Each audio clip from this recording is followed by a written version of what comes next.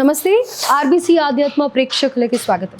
ఈరోజు మనం ఎంతో పవిత్రమైన శక్తివంతమైన స్తోత్రం గురించి తెలుసుకునే ప్రయత్నం చేద్దాం. మనం ఇప్పుడు శ్రీ శివకామేశ్వరి ఆనందమయ్య అమ్మ పీఠంలో ఉన్నాం. అమ్మని అడిగి అర్గళ స్తోత్రం గురించి పూర్తి వివరాలు తెలుసుకుందాం. అమ్మ నమస్తే. శ్రీమాత్రి నమః తల్లి. శ్రీమాత్రి నమః అమ్మ. అమ్మ అర్గళ స్తోత్రం అంటే ఈ స్తోత్రంలో జయం దేహి, రూపం దేహి, యశోదేహి అని చెప్పి వస్తుంది. అది వింటున్నప్పుడు కానీ చదువుతున్నప్పుడు కానీ ఎంతో శక్తివంతంగా అనిపిస్తూ ఉంటుంది. అయితే ఈ పదాల యొక్క ప్రాముఖ్యత ఏంటమ్మా? అసలు అర్గళ అంటే అర్థం ఏంటి? తప్పకుండా తెలియజేస్తాను. ఆర్బీసీ ఆధ్యాత్మ ఛానల్ వీక్షిస్తున్న ప్రేక్షకులందరికీ శ్రీమాత్రే నమః. చండీ పాఠం లేదా దేవీ మాహత్యంలో వచ్చేటటువంటి అర్గళా స్తోత్రము, కవచము, కీలకము, సిద్ధకుంజిక, ఈ 4 స్తోత్రాలు కూడా చాలా మహిమాన్వితమైనవి. మొత్తము అధ్యాయాలన్నీ 700 శ్లోకాలు చదవగలిగినా చదవలేకపోయినా ప్రతిరోజు ఈ 4 కనుక చదవగలిగితే జీవితంలో దేనికి తిరుగుండదు. అంత మహిమాన్వితమైనవి, అంత అదృష్టాన్ని తెచ్చిపెట్టేటటువంటి స్తోత్రాలు ఈ స్తోత్రాలు. ముఖ్యంగా అర్గళ. అర్గళ అంటే అడ్డు లేదా అరుగు అని అర్థం. అడ్డు లేదా అరుగు, అరుగు అని అర్థం అన్నమాట. అడ్డు అంటే ఎలాంటి అడ్డము? మనము తలుపు వేసినప్పుడు ఒక బోల్ట్ వేస్తాం కదా, ఆ బోల్ట్ అన్నమాట. పూర్వము పెద్ద చెక్క తలుపు నుండి ఒక చెక్కది అడ్డం వేసేవారు, దాన్ని అర్గళ అంటారు అన్నమాట. ఈ అర్గళ అంటే మన జీవితంలో వచ్చేటటువంటి దురదృష్టకరమైన అడ్డంకులను అన్నిటినీ తొలగించి అదృష్టము అనే తలుపు తెరిచేటటువంటిదే ఈ అర్గళా స్తోత్రం. అంటే ఎలాంటి అడ్డంకులు వస్తున్నా కానీ జీవితంలో ఈ స్తోత్రాలు చదివినప్పుడు మనకి అంత శక్తివంతంగా పనిచేసి అడ్డంకులు అనేవి తొలగిపోతాయి. ఎందుకంటే మామూలుగా అమ్మవారిని ఎలా కొలుస్తాం మనం? రాక్షస సంహారంలో భాగంగా చూడండి, మహిషాసురమర్దినిగా, లేదంటే శుంభనిశుంభల్ని సంహరించినప్పుడు కానీ ఇట్లా రకరకాలుగా రాక్షస సంహారం చేసినటువంటి అమ్మని మనం కీర్తిస్తూ ఉంటాం. ఇప్పుడు దుర్గమ్మ ఉందమ్మా, ఆ దుర్గమ్మ ఎలా మహిషాసురమర్దిని, ఆవిడే చండి. దుర్గముడు అనే రాక్షసుడిని సంహరించింది కాబట్టి దుర్గా. దుర్గా అంటే అర్థం ఏంటి? అన్ని కష్టాలని తొలగించేటటువంటి, అన్ని దుర్గమమైనటువంటి పరిస్థితుల్ని నుంచి మనల్ని దాటించేటటువంటిది కాబట్టి దుర్గా. అంటే ఇప్పుడు ఈ అర్గళ స్తోత్రం అంటే కూడా దుర్గా అమ్మవారికి సంబంధించి. చండి దుర్గా ఇద్దరు ఒక్కటే. అందుకే కలో చండి వినాయకవు. ఈ కలియుగంలో మనకి ఎలాంటి బాధలు తొలగాలన్నా 2 దేవతల్ని పట్టుకోవాలి. ఒకటి వినాయకుడు, 2 చండి. అందుకే ప్రత్యక్ష దైవంగా ఇంద్రకీలాద్రిపై విజయవాడ మీద వెలసినది దుర్గా అమ్మవారు. చాముండేశ్వరి, చండీదేవి ఆలయాల్లో ఈ సప్తశృంగి మాత వినే ఉంటారు కదా. అలాగే మన మన మన అదృష్టం ఈ తెలుగు ప్రాంతంలో ఉండడం, భక్తుల కొంగు బంగారే వెలసిల్లుతోండి విజయవాడ కనకదుర్గమ్మ. అంటే కలియుగ దైవం. ఇప్పుడు చెప్పాను కదా, కలవు చండీ వినాయకు. ఏ బాధ వచ్చినా అక్కడికి వెళ్ళి అమ్మ అంటే తీరనిదంటూ ఉండదు. ఇక అక్కడ ప్రతిరోజు చండీ యాగం చేస్తారు. మీరు ఖడ్గమాల అర్చన, చండీ యాగం అక్కడ ప్రత్యేకత. ఈ చండీ యాగం చేసినప్పుడు అమ్మవారి యొక్క చండీ సప్తశతి లేదా దుర్గా సప్తశతి అని కూడా అంటారు. 700 శ్లోకాలు ఉంటాయి దాంట్లో. వీటికన్నా ముందు ఉండేటటువంటివే చెప్పాను కదా, సిద్ధకుంజిక, కవచము, అర్గళ, కీలకము. అందులో ఈ 3వదే అర్గళా స్తోత్రము. ఈ అర్గళా స్తోత్రం ప్రత్యేకత ఏంటి తెలుసా అమ్మ? ప్రతి స్టాంజాకి 2వ స్టాంజా రూపందేహి, జయందేహి, యశోదేహి, ద్విషోజహి అనే నామంతో అమ్మవారిని మనం ప్రార్థిస్తూ ఉంటాం. అంటే ఈ అర్గళా స్తోత్ర పారాయణ వల్ల ఐశ్వర్యం లభిస్తుంది, సంతానం కలుగుతుంది, కలిబాధలు తొలుగుతాయి. అన్నిటికన్నా ముఖ్యంగా శత్రు వినాశనం జరుగుతుంది. ఎందుకంటే ఆ స్తోత్రంలో వస్తుంది అమ్మ ఎవరెవరిని సంహరించింది అనేది. ఆ స్తోత్రంలో ఒక చోట చెప్పడం జరుగుతుంది. అంత ప్రత్యేకమైనది ఈ అర్గళా స్తోత్రం. జీవితంలో వచ్చేటటువంటి అడ్డంకులన్నీ తొలగాలి అంటే మాత్రం ప్రతిరోజు తప్పకుండా అర్గళా స్తోత్రం చదువుకోవాలి. అయితే అమ్మ ఇప్పుడు మాకు చాలా ఇబ్బందులు ఉన్నాయి, లేదా ధైర్యం సార్, దుర్గాదేవి అంటే దుఃఖాల్ని హరించేదని ఇందాకే మీరు చెప్పారు కదా, మరి అధైర్యపడుతూ ఉంటాం కొన్ని సిచ్యువేషన్స్లో. అలాంటి వాళ్ళు దిక్కు తోచదు, ఏది చదవాలన్నా దేని మీద ధ్యాస కలగదు. అలాంటప్పుడు ఈ ఒక్క స్తోత్రం చదివితే చాలు అని మీరు చెప్తున్నారు కదా, ఏ విధమైన అంటే ఏ టైంలో కానీ లేకపోతే చదవాల్సిన నియమాలు ఏమన్నా ఉన్నాయంటారు? తప్పకుండా ఉన్నాయమ్మా. అటు బ్రాహ్మీ ముహూర్తంలో కానీ లేదా ఇటు 4 గంటలు మధ్యాహ్నం 4 గంటల తర్వాత కానీ, అక్కడి నుంచి 4 గంటల సమయం నుంచి ప్రదోషకాలం వరకు అంటే 4 గంటల నుంచి సాయంత్రం 7 గంటల మధ్యలో కానీ ఈ అర్గళా స్తోత్ర పారాయణ ఒకటే ఆసనం మీద కూర్చుని 41 రోజులు పారాయణ చేయగలిగితే అద్భుతం చూస్తారమ్మా. అబ్బో, ఎందుకంటే ధైర్యం, మీరు అన్నారే ధైర్యం, ఆ ధైర్యాన్ని కూడా ప్రసాదిస్తుంది అర్గళ.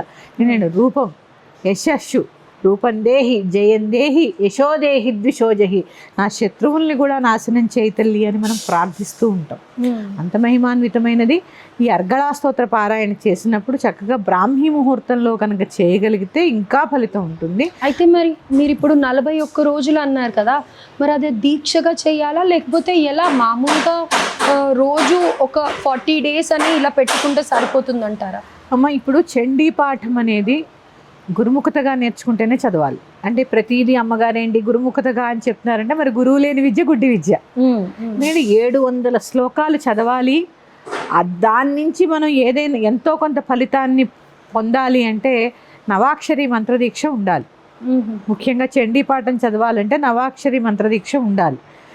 అంత చెయ్యలేని వాళ్ళ కోసమే ఈ అర్గళ, కీలకము, కవచము, సిద్ధకుంజిక ఇది ఎవరైనా చదువుకోవచ్చు. ఒకసారి తప్పులు లేకుండా నేర్చుకొని లేదా మీకు మీరుగా ఒక ఆడియో పెట్టుకునో ఒక పుస్తకం పెట్టుకునో తప్పులు లేకుండా ముందు సవరించుకొని చక్కగా కూర్చుని 41 రోజులు పారాయణ చేసి పానకము, వడపప్పు, పెరుగన్నం రోజు నివేదన చేసి దాన్ని ప్రసాదంగా ఇంటిల్లిపాది స్వీకరిస్తే కనుక అద్భుతమైన ఫలితం ఉంటుందమ్మా.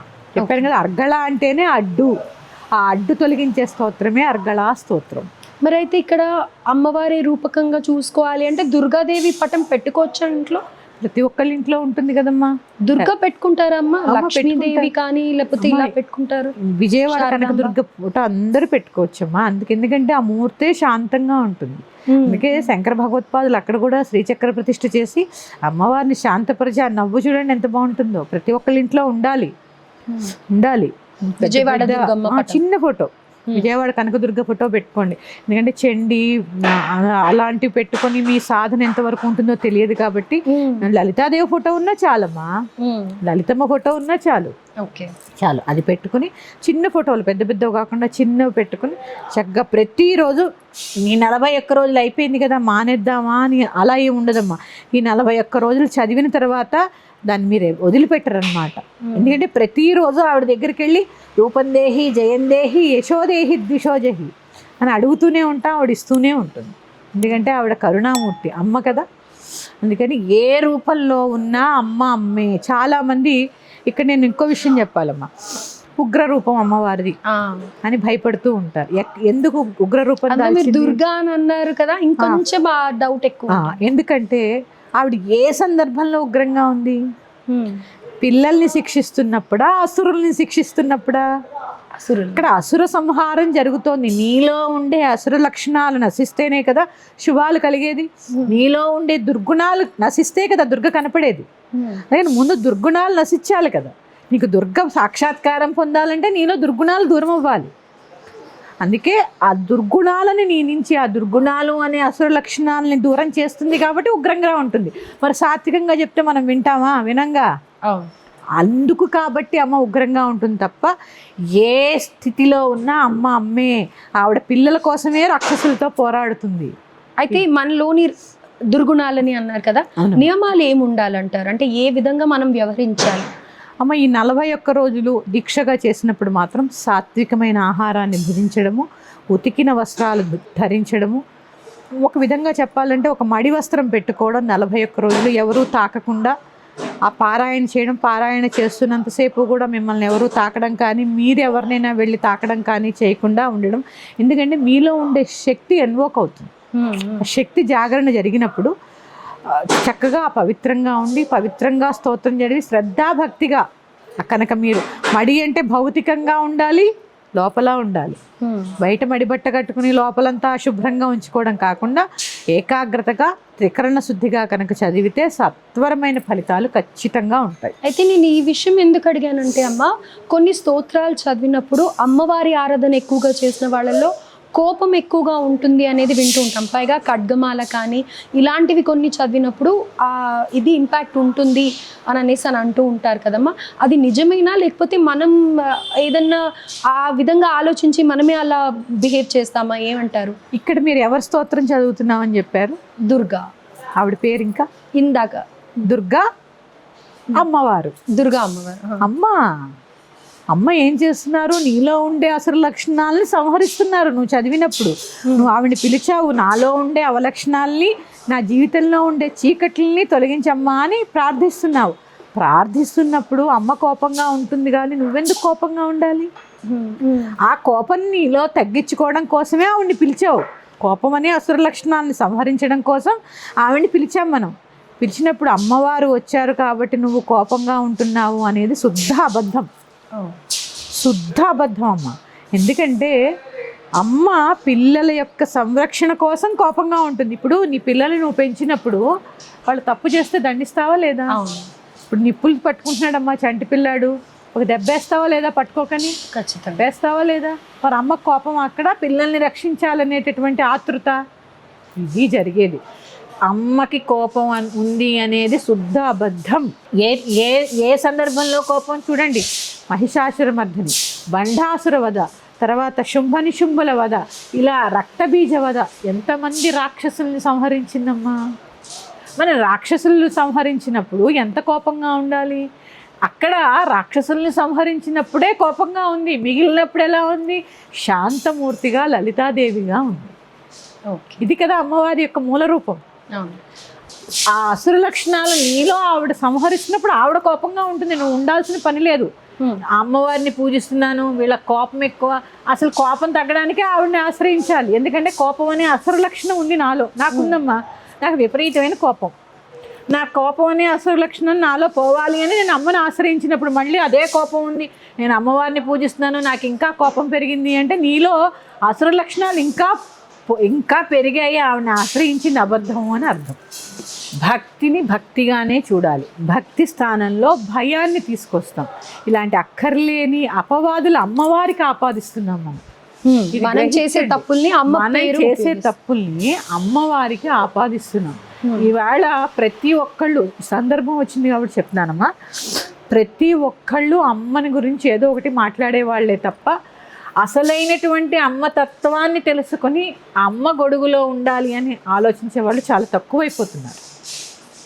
ఎందుకంటే మనం చేసేటటువంటి ఈ వెర్రిమొర్రి చేష్టల వల్ల అమ్మకి చెడ్డ పేరు కదా. నిజంగా ఆవిడ అలా లేదు. ఆవిడ చాలా శాంతమూర్తి. రాక్షస సంహారం అప్పుడు మాత్రమే ఆవిడ ఉగ్రంగా ఉంటుంది. నీలో అసుర లక్షణాలు చంపాలి. నీ హృదయ పద్మంలో అమ్మ ఉండి నీలో అసుర లక్షణాలు సంహరిస్తున్నప్పుడు ఉగ్రంగా ఆవిడ ఉంటుంది. నువ్వు ఉండక్కర్లా. ఆవిడని పూజిస్తున్నాం కాబట్టి నీకు కోపం ఉంది అనేది శుద్ధ అబద్ధం. ఇదైతే మాత్రం ఖచ్చితంగా ఎవరు వచ్చి అడిగినా ఇదే చెప్పండి అమ్మా, అమ్మకి కోపం లేదు. బిడ్డల్ని సరైన దారిలో పెట్టాలనే తాపత్రయమే తప్ప అమ్మకి కోపం లేదు. అయితే ఏ రోజు ప్రారంభించాలి? ఇది మంగళవారం రోజు కానీ ఆదివారం రోజు కానీ ప్రారంభిస్తే చాలా మంచిది. లేదా అమావాస్య ముందు వచ్చేటటువంటి చతుర్దశి నాడు, రేపు అమావాస్యనగా ఈరోజు వస్తుంది కదా, కృష్ణపక్ష చతుర్దశి నాడు కానీ అష్టమి రోజు కానీ, ఈ తిథులు కానీ అష్టమి, చతుర్దశి లేదా మంగళవారము, ఆదివారం ఈ రోజుల్లో ప్రారంభించడం చాలా మంచిది. తారాబలం చూసుకుని మొదలుపెట్టినా కూడా చాలా మంచిది. మీ నక్షత్రం యొక్క తారాబలాన్ని చూసుకుని మొదలుపెట్టినా కూడా చాలా విశేషమైన ఫలితాలు కలుగుతాయి. అమ్మ, ఎంతో చక్కటి అంశం మీద, స్తోత్రం మీద, అర్గళా స్తోత్రం ఎంతో అంటే శక్తివంతమైనది అని తెలిసి అపోహలకి పోయి ఇందాక మనం మాట్లాడుకున్నట్టుగా దూరం ఉంటాం, కానీ అదేం లేదు అని మా భయాలని తొలగించి ఎవరైనా చదువుకోవచ్చు అని ఎంతో అద్భుతంగా వివరించారమ్మా. ధన్యవాదాలు. శ్రీమాత్రే నమః.